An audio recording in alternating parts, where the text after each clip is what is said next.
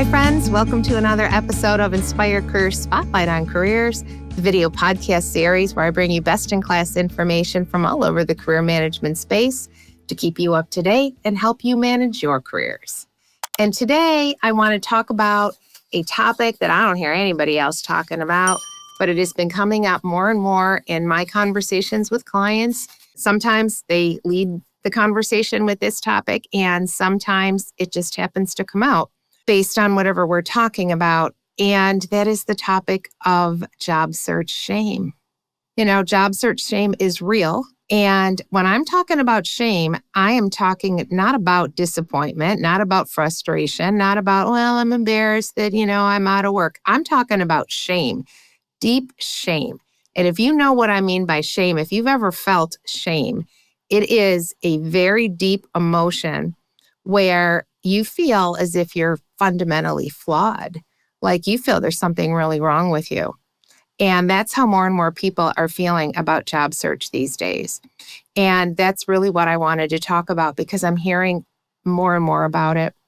Job search today is taking longer, and the process has become more and more impersonal. AI tools and asynchronous interviews, where there's nobody on the other side of you interviewing you, submitting 200, 300, 400, 500 applications and getting no response. Is it any wonder people continue their job search at all under those circumstances? And even though, as a coach, we tell our clients, oh, you're supposed to network, go reach out to your network, get more people, go talk to people, that's difficult. And after a while too, you get tired of asking people for things and you get tired of telling the story about you're out of work. And listen, on top of it, if you were downsized, that's one thing. If you were fired, that's another.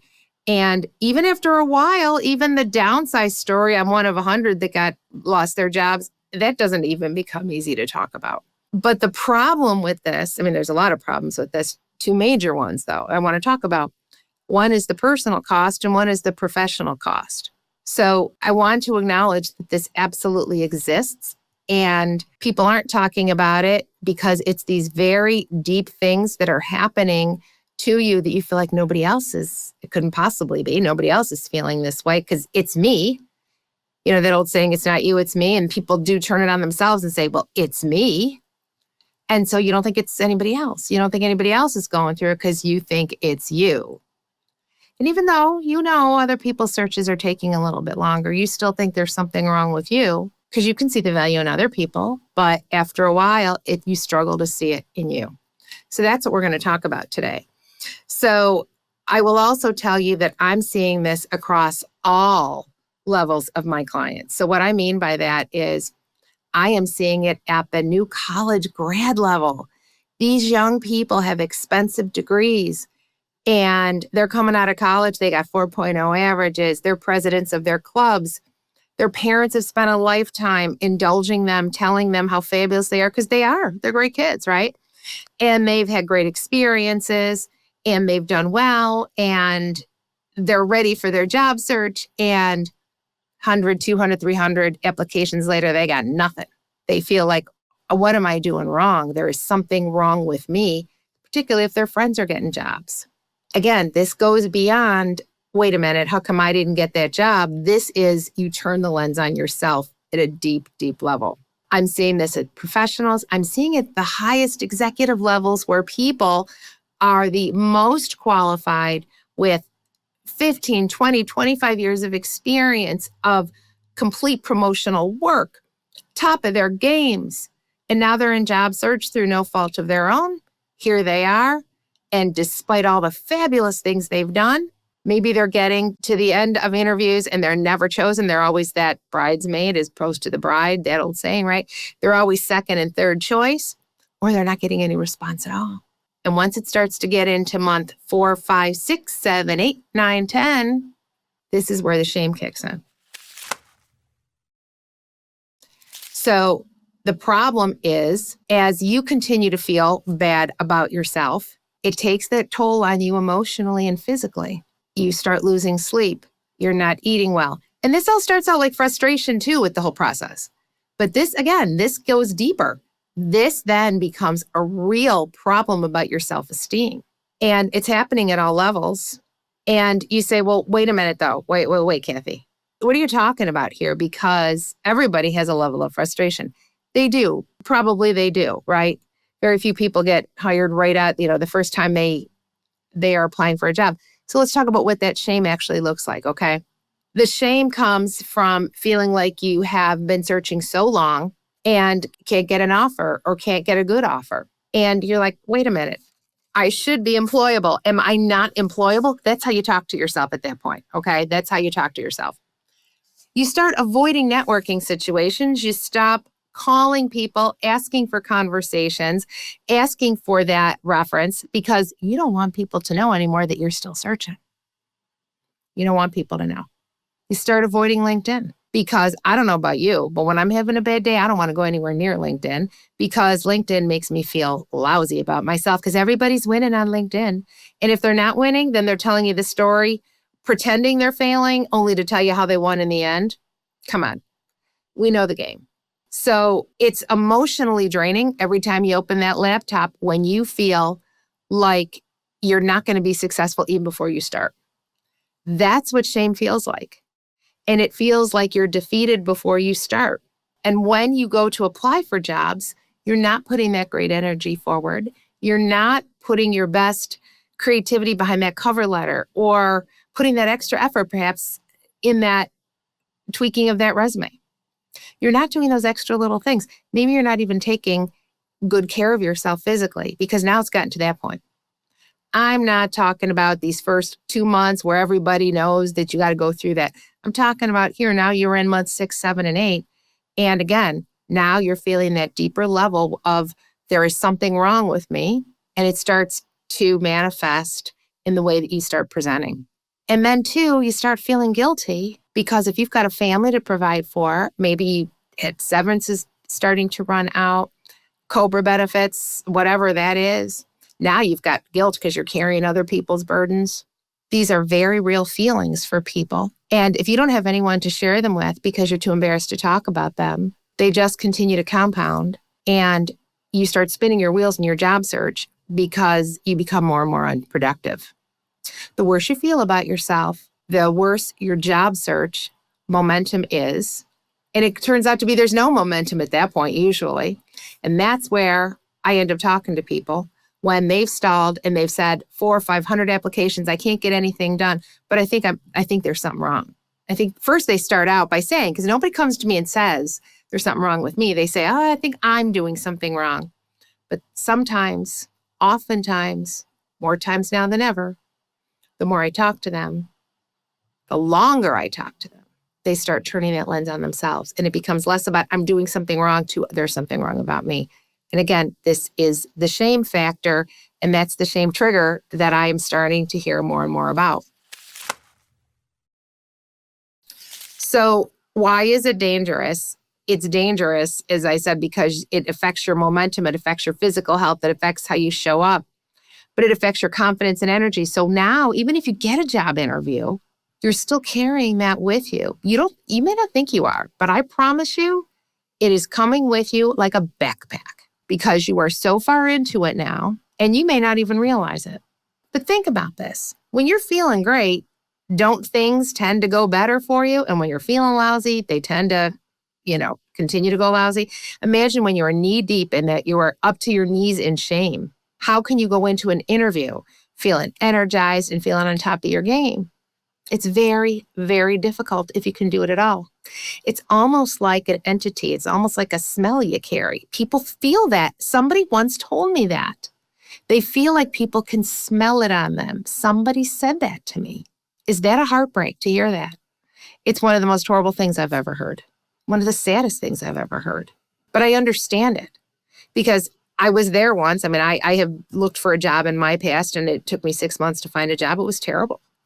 It was terrible. But now people are spending a lot more time than that. This market is crazy. It is not you. Again, AI, the way that the market is, employers are being more careful. There are so many factors behind this. And there's plenty of podcasts about that, and I've talked about that a million times.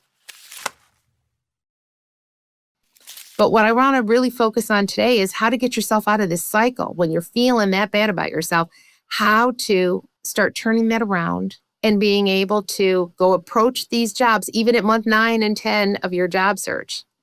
How can you get away from turning that lens on yourself and start turning it back on the process where it belongs and refocusing that energy and that momentum to start turning these results around? That's what we really want to be able to talk about.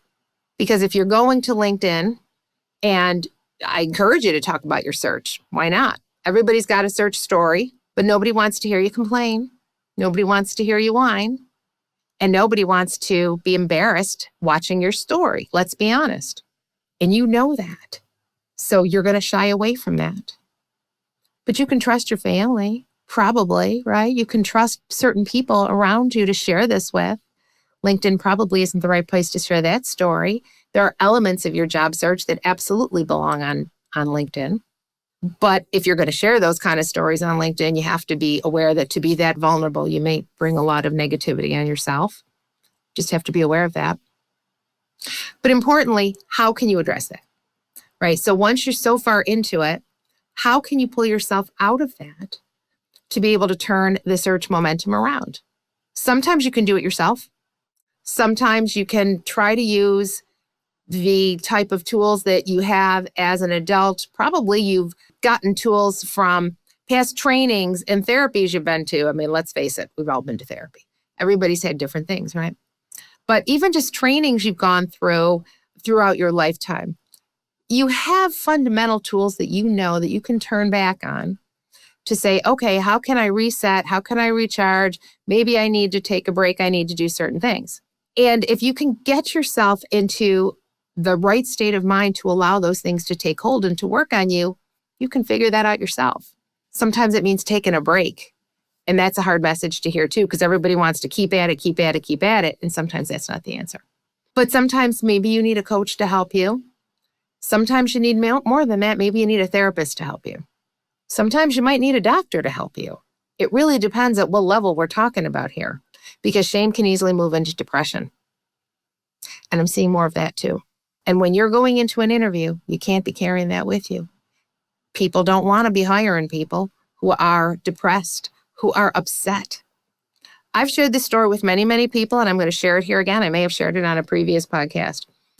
Years and years ago, I had a job interview. I was interviewing for a job, and I had recently lost a job, and it was pretty fresh. And I didn't take enough time to take a step back and get myself in the right frame of mind to be interviewing.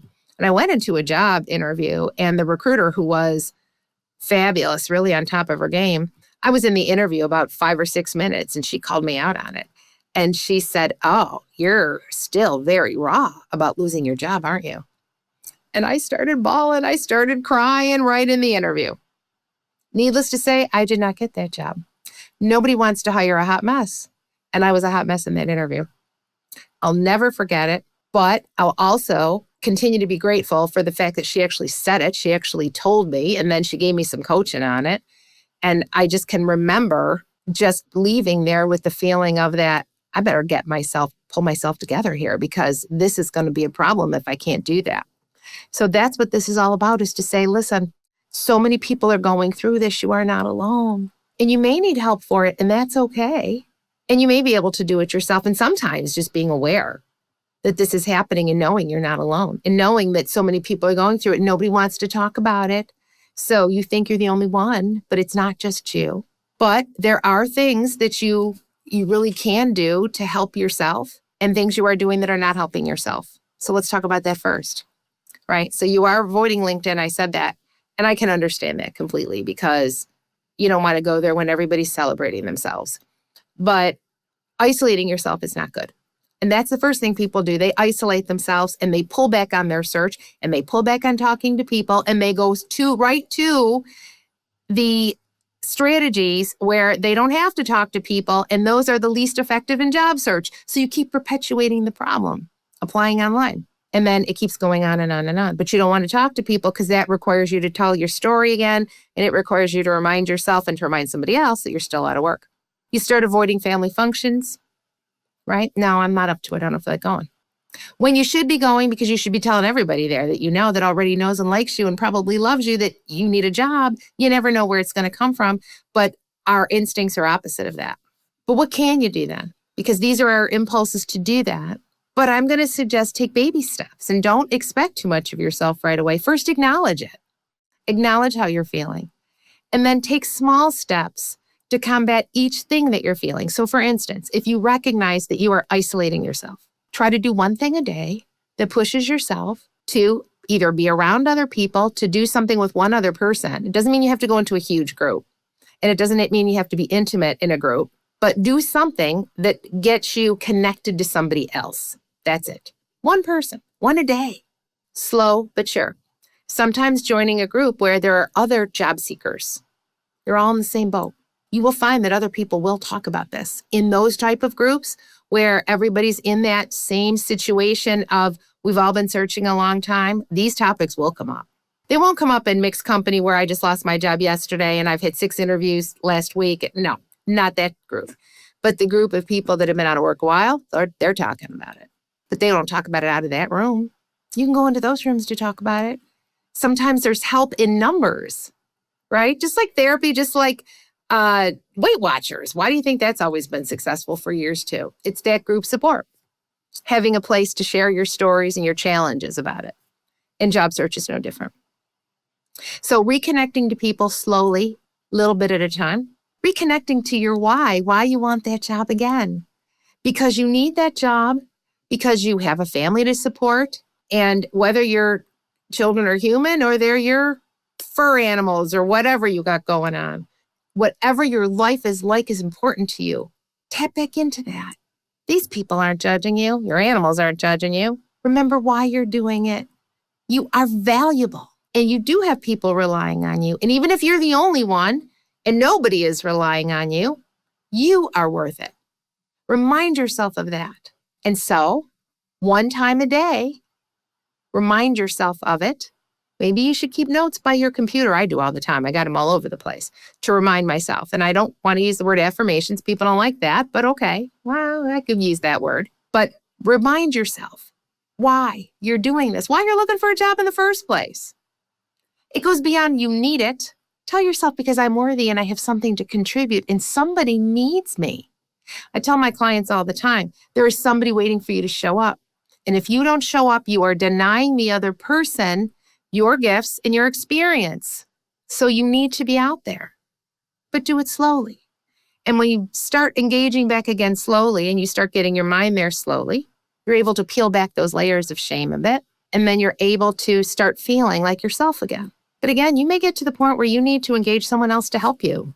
Sometimes a coach is enough, just to cheer you on, to help you ask the deeper questions of you and help you just bring out the answers you know that you already have in you, but you need someone to help you get there. That's what a coach does.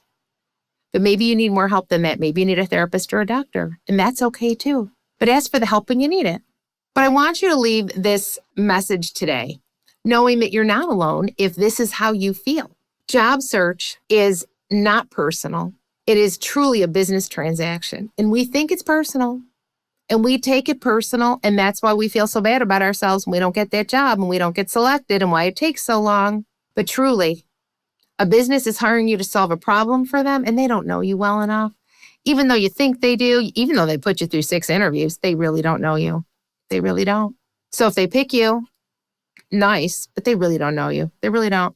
And if they don't pick you, they don't know you. So try to disengage yourself from that personal aspect of it and remind yourself it's not personal.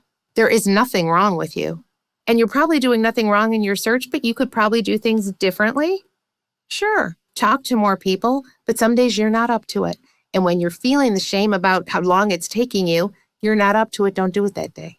But slowly you do have to re-engage. But do it slowly and don't demand too much of yourself. But I would encourage you to find a group, to find someone that you can talk to about it. But that is not a substitute for your effort either. And I know that you know that, but it's good to be reminded of it because that's just a tool. But in the end, your job is out there. I promise you, everybody I know who has ever gone into job search has found a job. And I'm going to give you the secret here. This is how you land a job and really how you get out of the feelings of shame. Because once you got the job, right, then you're like, yeah, I got this. Oh, and the shame doesn't, shed overnight. I mean, a lot of times you still feel like, oh my gosh, it shouldn't have taken me that long. But I will tell you, if you're out of work for 12 months, I'm going to tell you a secret here. It's not a secret if you're my client, because I tell you this all the time. Do something different. Do something creative. Do something that you don't want to do.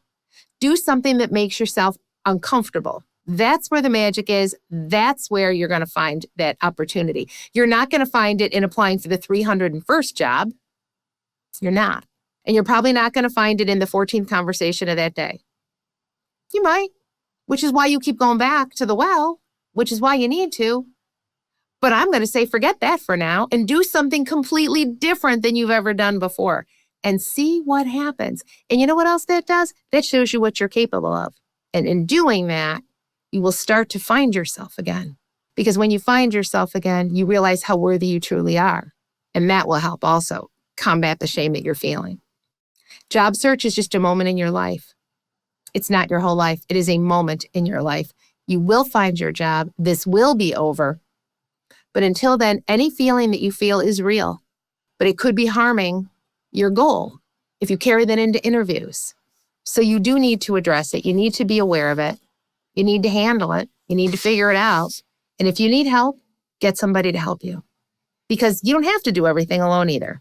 So I will leave you with that thought today, is that you are worthy. It is not you. You aren't doing anything wrong. And do something that shakes up your world. That will jolt your spirit, that will get you different results. But until then, everything you're feeling is absolutely valid.